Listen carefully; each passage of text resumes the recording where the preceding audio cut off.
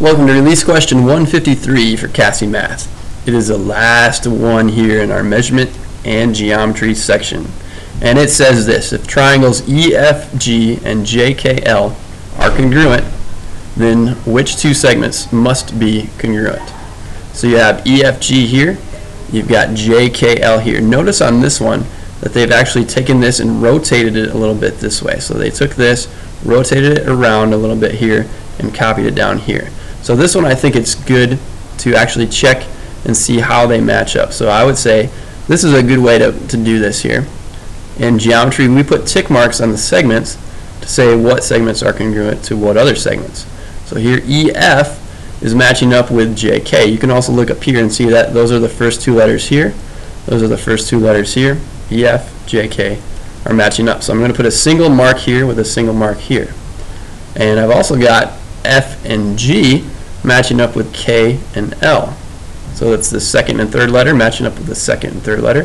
So I'm going to put F, G, I'm going to put two tick marks there, and K and L, I'm going to put two tick marks on that one. And then finally, and similarly, this one I could put 3 on. That one matches up with that one right there. And so now looking at our answer choices, which one of these is correct?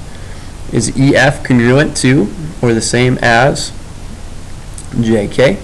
Looks like it sure is. EF and JK are going to match up. So choice A, it looks like that's right.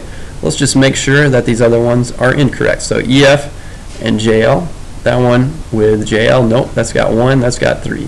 FG with JK, FG has 2 marks, and JK has 1 mark. So it's not that one, it's not that one. FG and JL right here has got 2, and JL has 3. So it's not that one either. Since the CAHSEE is untimed, I think it's a good idea. It's always a good idea to check your answers if possible, but especially since the CAHSEE is not a timed test, check all your answers, do as best as you possibly can. It would be just an extremely painful experience, I would say, for you to find out you missed passing the CAHSEE by like 1 question, and that was just because you didn't take your time on things. So make sure you take your time, make sure you finish strong, and go back and check all your answers. Take your time on questions like these where you can actually check and make sure and verify that one answer is right and the rest are actually wrong. Alright, that wraps up the measurement and geometry section for us, and we're moving on to a new section with the next question.